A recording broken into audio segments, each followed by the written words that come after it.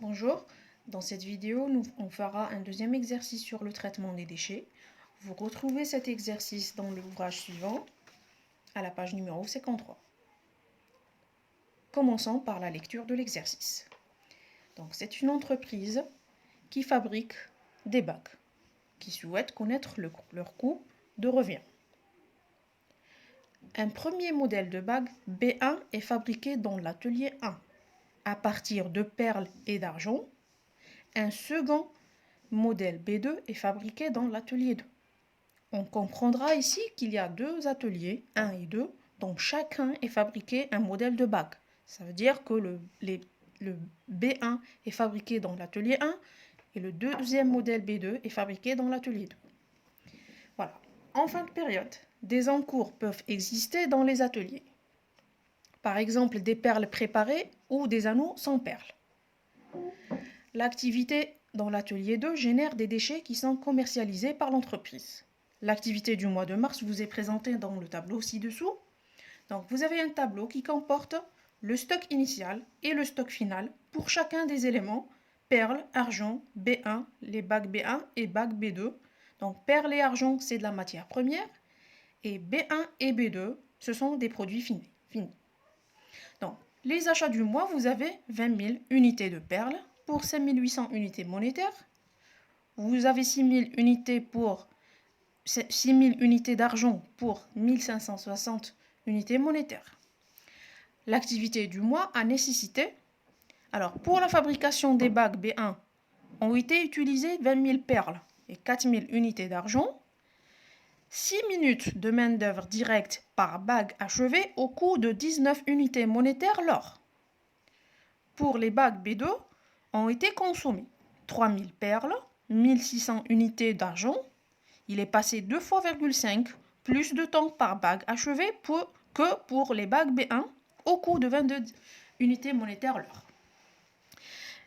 Il y a des encours dans l'atelier 1, 1050 unités monétaires en 1er mars et 650 le 31 mars. Dans l'atelier 2, vous avez 340 unités monétaires d'encours au 1er mars et 275 unités monétaires d'encours la fin mars. La production achevée, 23 000 bagues du type B1 et 2400 bagues de type B2. Les ventes du mois, 21 600 bagues à 3 unités monétaires l'une et 3 200 bagues du type B2 à 6 unités monétaires l'une. L'atelier 2 génère des déchets représentés par 155 bagues commercialisées à 2,5 dinars, unité monétaire plutôt, l'une, avec une marge de 20% représentant des frais commerciaux et des bénéfices. Donc, les charges indirectes sont résumées sur le tableau suivant. Donc, vous avez 1, 2, 3, 4, 5, 6, 7 centres d'analyse, dont 2 centres auxiliaires qui sont la gestion du personnel et la gestion du matériel. Nous remarquons qu'il y a une prestation réciproque ou bien une prestation croisée entre les deux centres. Ce type de problème est résolu par des équations algébriques. Donc, commençons par l'écriture des équations. Donc, nous avons nommé GP, la gestion personnelle, et GM, la gestion du matériel. Donc, nous allons écrire la première équation de gestion de personnel. Donc, je vais lire la colonne du centre d'analyse du haut vers le bas. Donc, commençons par le haut. Vous avez gestion de personnel. Descendons un peu plus bas, égale 1850 unités monétaires. On descend encore plus bas. Vous avez 10%. 10% qui a été fourni par la gestion du matériel. Donc, ce sera 0,1 gestion de matériel. La deuxième équation de la gestion du matériel égale un montant de 1100 unités monétaires plus 20% fourni par la gestion du personnel, donc 0,2 gestion du personnel. Donc, on a deux équations avec deux inconnues. On va prendre l'une, la première par exemple. Je vais prendre la première. Gestion du personnel égale 1850 plus 0,1 GM que je remplacerai par son équation. Donc 0,1 GM 1100 plus 0,2 gestion de personnel. On aura une équation avec un seul inconnu. Donc je ferai mes calculs. J'aurai gestion de personnel égale. Alors on a dit après les calculs, on a le montant de la gestion du personnel est de 2000 unités monétaires et le montant de la gestion du matériel est de 1500 unités monétaires. Donc, je reviens sur mon tableau de répartition de charges indirectes. Donc, commençons par la répartition de la gestion de personnel. Donc, le montant à répartir est donc 2000, hein, d'après les calculs qu'on a fait. Donc, je mettrai ici moins 2000. Et le montant à répartir de la gestion de matériel est de 1500. Donc, le montant à répartir est de 1500. Donc, je commençais à répartir le montant de la gestion du personnel selon les clés de répartition que nous avons dans l'exercice. Voilà. Il n'y a rien ici. Et il n'y a rien pour le service après-vente. Donc, après la répartition des deux centres, la gestion de personnel et la gestion de matériel selon les clés de répartition fournies sur l'exercice, donc j'ai mis les totaux après répartition secondaire. Je vais maintenant procéder au calcul du nombre d'unités d'œuvre. Donc, vous avez pour le centre approvisionnement, vous avez la nature de l'unité d'œuvre et unité achetée. Donc, on va voir dans l'exercice quel est le nombre d'unités achetées. Donc, alors voilà, les achats, vous avez 20 000 unités de perles et 6 000 unités d'argent. Donc, la quantité achetée est de 26 000 unités. Là, on n'a pas précisé quel type de matière première. Unité, on a dit tout simplement unité achetée, donc on va mettre le total de la quantité achetée, 26 000 unités.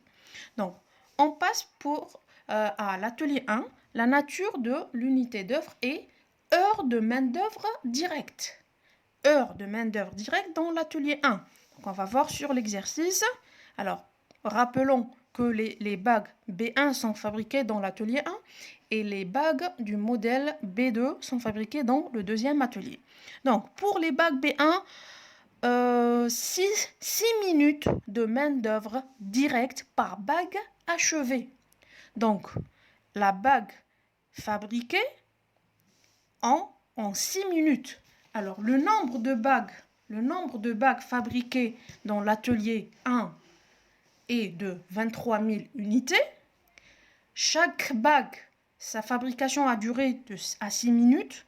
Donc, on va multiplier le nombre de productions achevées par 6 minutes. On aura un total de 138 000 minutes pour l'ensemble des bagues B1. Là, on a besoin du nombre d'heures. Donc, je vais diviser par 60. On aura 2300 heures de main-d'œuvre directe dans l'atelier 1. Donc, je vais mettre dans l'atelier 2 2300 heures de main-d'œuvre directe. Alors, dans l'atelier 2, c'est des heures de travail de main-d'œuvre directe.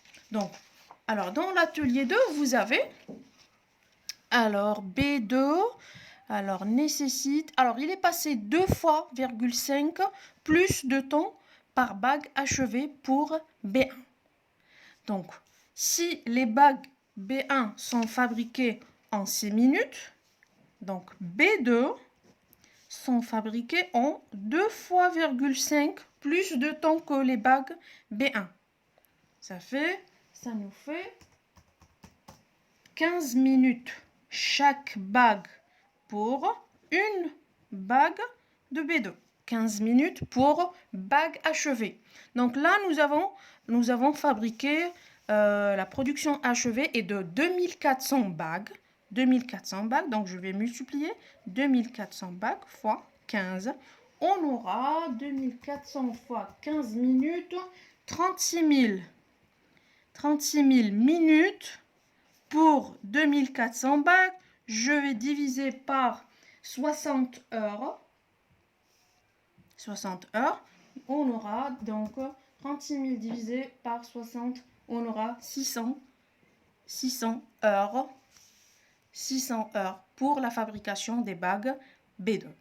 600 heures de main-d'œuvre directe. Donc, je reviens sur l'exercice. Donc, l'atelier 2, vous avez 600 heures de main-d'œuvre directe.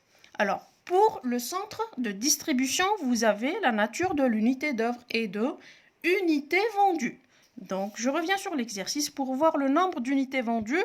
Alors, vous avez 21 600 bagues B1 et 3200 bagues du type ou bien du modèle B2. Donc, 21 600 plus 3200, ça nous fera 24 800 bagues ont été vendues. Donc, je vais mettre 24 800 bagues. Alors, pour le service après-vente, vous avez 1 dinar de coût de production et on mettra le nombre d'unités d'œuvre.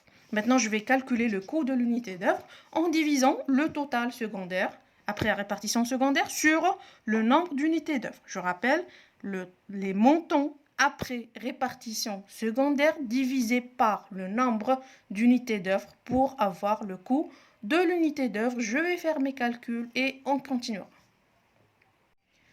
Donc, pour le service après-vente, alors la nature de l'unité d'œuvre, vous avez 1 dinar de coût de production des produits finis vendus. Donc là, on ne peut pas mettre le nombre d'unités d'œuvre. On doit attendre l'avancement des calculs de l'exercice. Et puis, on reviendra sur notre tableau de répartition des charges indirectes. Donc, on va entamer maintenant le calcul du coût d'achat de la matière première. Donc, alors, pour la matière première, voilà. Donc, la quantité achetée est de 20 000 unités pour 5 800 de perles. Et pour l'argent, vous avez 6 000 unités pour 1560 unités monétaires. Donc, je mettrai mon prix d'achat. Voilà. Alors, mon prix d'achat est le prix d'achat est égal à la quantité achetée fois le prix unitaire, ou bien vous avez un montant de 5 800 là et vous avez 6 000 unités achetées à un montant de 1560. Alors, vous n'avez pas de charge directe dans cet exercice. On va mettre les charges indirectes. Alors, pour les charges indirectes,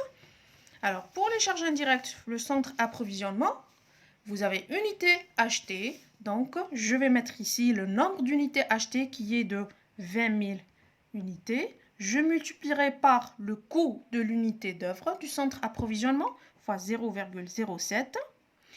Pour l'argent, je mettrai la quantité aussi, la quantité achetée, fois multiplié par le coût de l'unité d'œuvre. Donc, on aura un montant de charge indirecte de 1400 unités monétaires pour les perles et 420 unités monétaires pour l'argent.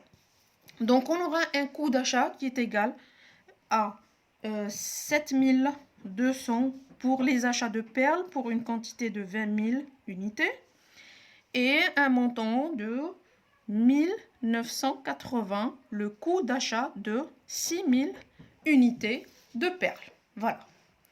On passe maintenant à la fiche de stock. Alors, la fiche de stock, on commence par le stock initial des perles.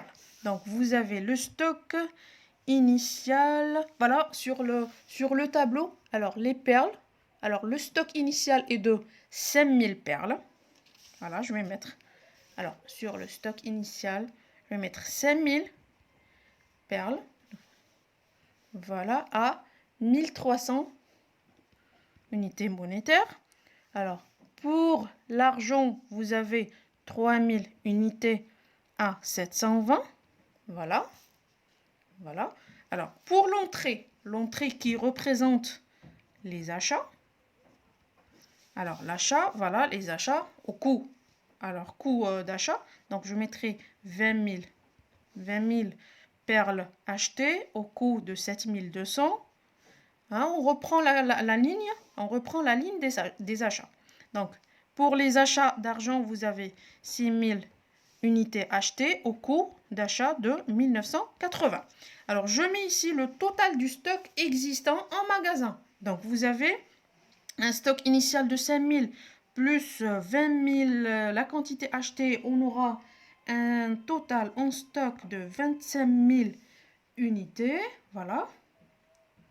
Et l'argent, vous avez une quantité en stock de 9000 unités. Donc, j'ai fait l'addition entre le stock initial et les achats. Voilà. Donc voilà, j'ai mis le total entre le stock initial et la quantité de l'entrée. J'ai mis le total des montants, 1300 plus 7200. Donc on aura un total de 8500 unités monétaires, hein, divisé par 25 000. Vous avez un prix unitaire de 0,34.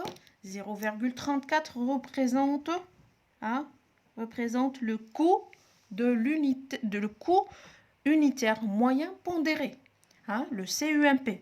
Alors ce coût va servir à valoriser les sorties de stock et le stock final. Donc je vous conseille, quand vous calculez votre CUMP, hein, vous le réécrire sur la colonne des sorties et le stock final. Voilà, comme ça. Alors pour l'argent, j'ai fait le total du stock. Vous avez 2700. J'ai divisé sur la quantité. Vous avez 0,3. 0,3 représente le coût unitaire moyen pondéré. Je vais le réécrire sur la ligne des sorties et le stock final. Car le coût unitaire moyen pondéré sert à valoriser les sorties de stock et le stock final. Donc maintenant, je vais compléter les sorties de perles et d'argent. Donc, pour les sorties, alors, vous avez l'information ici. Alors, pour la production des bacs B1, ont été consommées 20 000 perles. Et pour la fabrication des bacs B2, ont été consommées 3 000 perles. Donc, les sorties de perles, la quantité sortie est de 23 000. 20 000 pour fabriquer les bacs B1 et 3 000 pour la fabrication des bacs B2, soit une quantité de 23 000 perles sorties.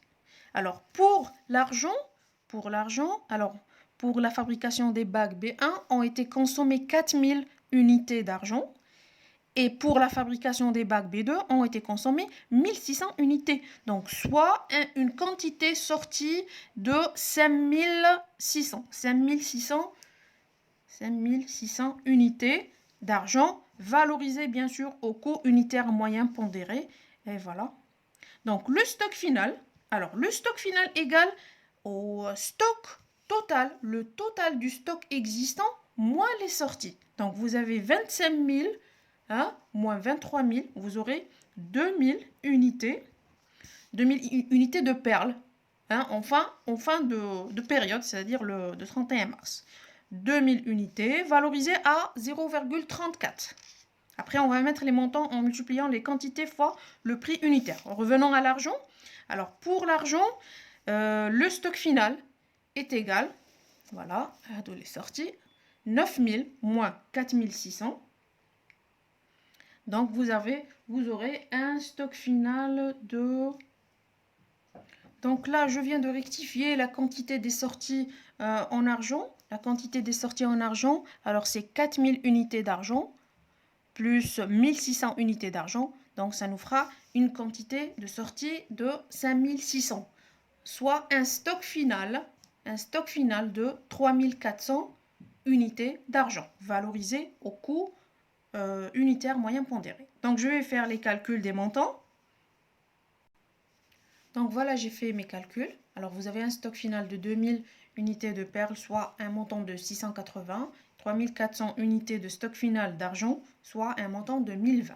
Là, si vous avez remarqué sur l'exercice, vous avez comme donnée le stock au 31 mars. Donc là, c'est des quantités de stock final. Donc là, ce qu'on vient de calculer, c'est un stock final théorique. Voilà. C'est un stock final théorique. Les quantités données dans l'exercice représentent la quantité du stock final réel. Qu'est-ce que je vais mettre maintenant? Je vais mettre le stock final réel. Donc, vous avez pour les perles, vous avez 2100 unités de perles. Donc, je vais mettre 2100 unités de perles valorisées au coût unitaire moyen pondéré. Pour l'argent, vous avez 3400 unités d'argent en fin de période. Donc, je mettrai 3400 unités valorisées à 0,3. Donc là, on remarque qu'il y a une différence entre le stock final théorique, c'est-à-dire ce qu'on vient de calculer, et le stock final réel donné sur l'exercice. Alors, cette différence représente les différences d'inventaire, ou bien c'est une différence d'inventaire. Hein, différence d'inventaire d'une quantité de 100 unités de perles valorisées à 0,34. Alors, pour l'argent, hein, si vous avez remarqué qu'il n'y a pas de différence entre le stock théorique et le stock réel. Donc, il n'y a aucune différence d'inventaire sur la matière première d'argent. Donc, on reviendra sur les différences d'inventaire de la matière première, les perles. Alors, vous avez remarqué, nous avons constaté 100 unités de perles de différence d'inventaire valorisées à 0,34, soit un montant de 34 unités monétaires. Cette différence représente un boni d'inventaire. Pourquoi un boni d'inventaire? Parce que tout simplement, le stock final réel est supérieur au stock final théorique. Donc, la différence d'inventaire représente un boni d'inventaire lorsque le stock final réel est supérieur au stock final théorique. Le cas contraire, lorsque le stock final est inférieur le stock final réel est inférieur au stock final théorique, là, la différence d'inventaire représente un mali d'inventaire. Nous allons procéder maintenant au calcul du coût de production des bacs. Alors, le coût de production d'un produit fini est égal à la consommation de la matière première, auquel on rajoute les charges directes de main-d'œuvre directe et les charges indirectes. Si vous avez des encours, vous rajoutez les encours initiaux, vous déduisez les encours de fin de période, et puis après, si vous avez des déchets, on verra chaque cas de type de déchets. Donc, commençons par la consommation de la matière première. Je rappelle que pour fabriquer les deux types de bagues, on a besoin de perles et d'argent. Quelle est la quantité consommée pour la fabrication des bagues B1? Donc, vous avez pour les bagues B1, on a consommé 2000 unités de perles que je vais multiplier par le coût unitaire moyen pondéré qu'on a calculé. Donc, fois 0,34. Pour la fabrication des bagues B2, on a consommé 3000 perles. Donc, je mettrai 3000 perles que je multiplierai aussi par 0,34 qui représente le coût unitaire moyen pondéré. Je mettrai les montants par la suite. Alors, la consommation d'argent. Alors, pour fabriquer B1, on a consommé 4000 unités d'argent. Donc, je vais mettre 4000 unités d'argent que je vais multiplier par le coût unitaire moyen pondéré, hein, voilà, qu'on a déjà calculé, 0,3.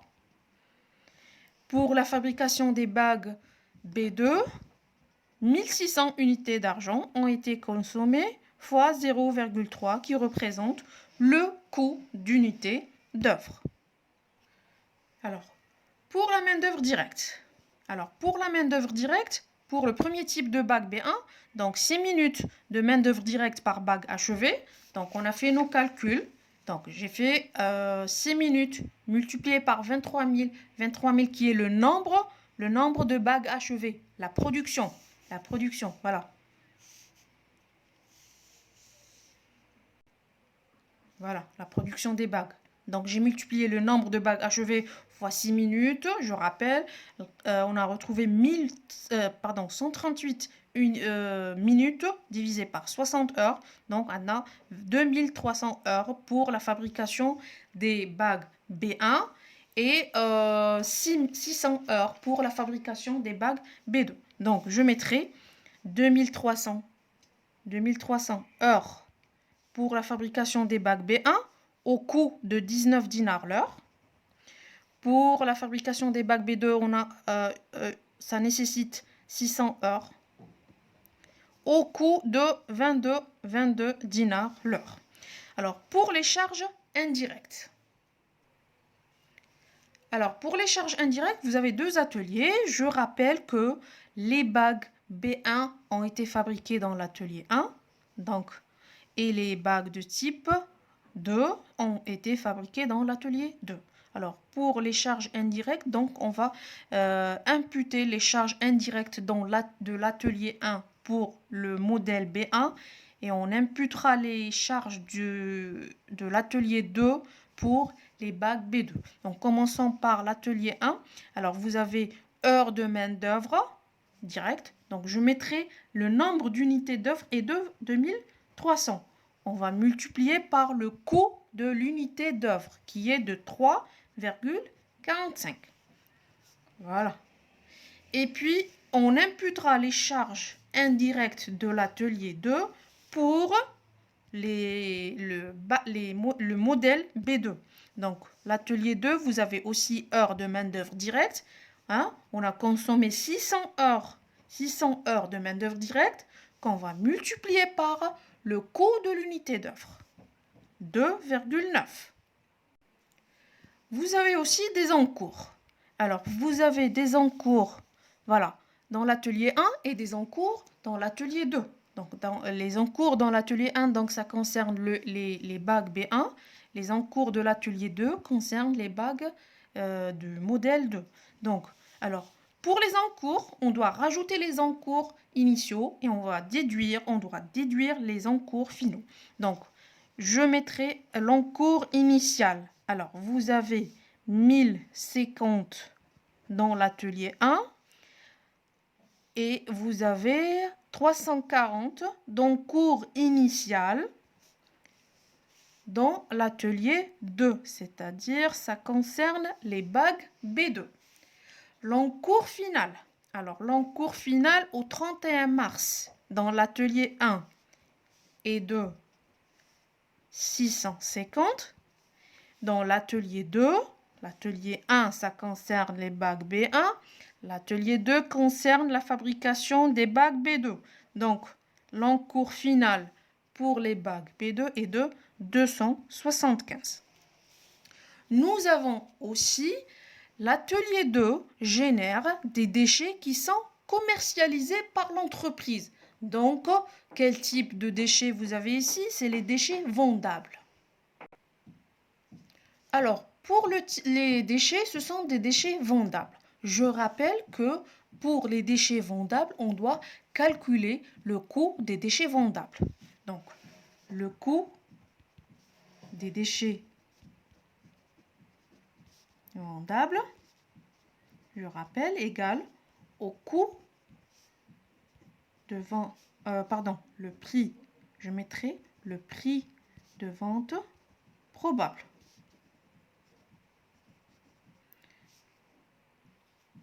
Donc, on a dit le prix de vente probable, moins les charges de traitement. Si les déchets sont vendus après traitement, moins les charges de distribution, moins la marge bénéficiaire.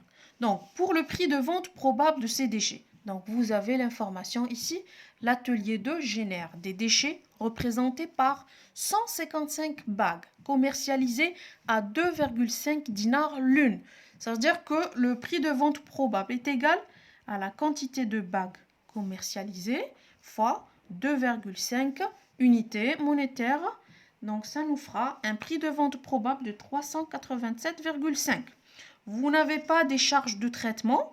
Par contre, vous avez des charges, des frais commerciaux et la marge bénéficiaire. Donc, les deux, les charges de distribution et la marge bénéficiaire représentent 20% du prix de vente probable. Donc, 387,5 fois 0,2. Donc, ça nous fera 77,5 unités monétaires, soit un coût des déchets vendables qui est égal au prix de vente probable moins les charges de distribution et la marge bénéficiaire, soit un coût de 310 unités monétaires. Alors, ce coût des déchets vendables, le coût des déchets vendables, 310, vient en diminution. Voilà, je vais mettre un moins. Du coup, alors les déchets sont générés par l'atelier 2, donc ça concerne les bacs B2. Alors là, il n'y a pas de déchets. Par contre, là, on va mettre moins 310 qui représente le coût des déchets vendables générés par l'atelier 2. Alors, pour le calcul du coût de production, en quantité, on va mettre la quantité fabriquée. Donc, vous avez la production achevée. Vous avez ici 23 000 bagues. Et la production achevée des bagues B2, vous avez une quantité de 2400. Donc là, je vais mettre les montants, bien sûr, en multipliant les quantités fois le prix unitaire. Et je vais mettre le total pour calculer le coût de production de chacune des deux types de bagues. Donc voilà. Alors le coût de production des bagues de modèle B1 égale à 60 035. Hein, si vous voulez calculer le coût de production unitaire, donc vous divisez le coût de production global sur la quantité. Alors, et vous avez le coût de production des bagues B2 égale à 16 195. Vous divisez sur 2400 pour calculer le coût de production unitaire. N'oubliez pas de mettre le moins sur les encours, hein, sur les encours de fin de période. Le moins aussi, moins ici pour les déchets, pour ne pas se tromper lorsque vous faites le total pour le calcul du coût de production. On va maintenant établir les fiches de stock des deux types de bagues. Donc, commençons par le stock initial. Alors, les bagues du modèle B1. Alors, vous avez 3000 bagues en début de période pour 4445. Les bagues du modèle B2, vous avez 1800 bagues pour 7745. L'entrée ici, l'entrée c'est des produits finis, c'est la production. Voilà, l'entrée en coût de production. Alors l'entrée est de 23 000 au coût de 60 035, 2400 de bague B2 au coût de production de 16 195. Je mettrai ici le total. Donc, vous avez un total de bagues B1 de 26 000 bagues, soit un montant de 64 480 que je diviserai sur la quantité, sur 26 000. J'aurai 2,48. 2,48 représente le coût unitaire moyen pondéré. Je vais le réécrire. 2,48, 2,48, 2,48 et 2,48. Là, bien sûr, si on vous demande de valoriser les sorties de stock au coût unitaire moyen pondéré. Donc, pour les bagues B2, vous avez un total de 23 940 unités monétaires en stock, divisé par 4200. Vous aurez 5,7 qui représente le coût unitaire moyen pondéré. Je vais réécrire ce coût unitaire moyen pondéré. 5,7, 5,7, 5,7, parce que le coût unitaire moyen pondéré sert à valoriser les sorties de stock et le stock final. Donc, pour les sorties de produits finis représentent bien sûr les ventes.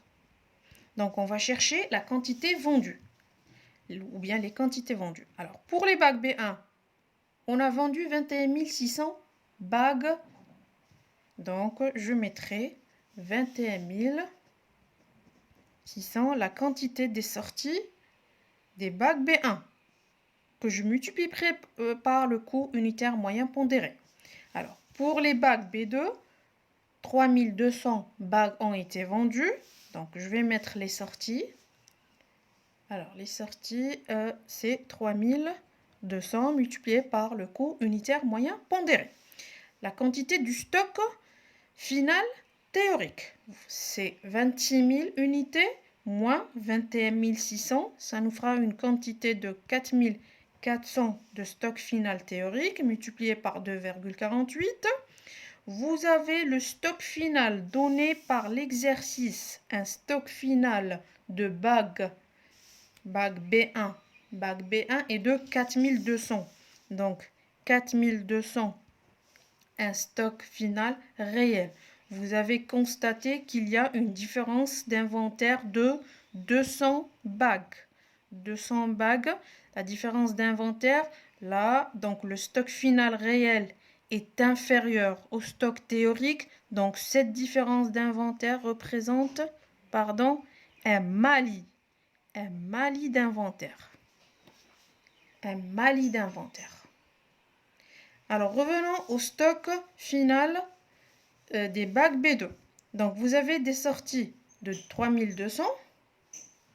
Alors, le total moins les sorties, ça nous fera 1000 unités de stock théorique. Hein? Vous avez un stock réel de bac B2 de 1000 aussi. Donc, je vais mettre 1000. Vous avez remarqué qu'il n'y a pas de différence entre les deux stocks, théorique et réel. Donc, il n'y a pas de différence d'inventaire. Voilà, j'ai fait mes calculs en multipliant les quantités par le prix unitaire. Là, vous avez remarqué qu'il y a une différence entre le stock final théorique et le stock final réel. Le stock final réel est inférieur au stock final théorique. Alors là, vous avez un malier de 200 unités, soit 496 unités monétaires. Il n'y a pas de différence d'inventaire sur le produit B1. On va passer maintenant au calcul du coût de revient. Donc, le coût de revient des produits finis est égal au coût de production des produits finis vendus, qui représente un peu plus haut les sorties de stock en produits finis. Alors, auquel on rajoute les charges directes, si vous avez des charges directes liées à la vente, plus les charges indirectes liées à la distribution. Là, vous avez deux centres liés à la vente, deux centres de charges indirectes liés à la vente, la distribution et le service après-vente. Voilà. Donc, je mettrai mon coût de production des produits finis vendus qui représente les sorties. Là, je vais mettre 21 000. Là, vous reprenez complètement la ligne des sorties. Voilà. Alors, 21 600 fois 2,48, 53 568. Vous avez 3200 unités vendues des bacs B2 fois 5,7, 18 240. Voilà. Alors, pour les charges indirectes, commençons par les charges indirectes du centre de distribution.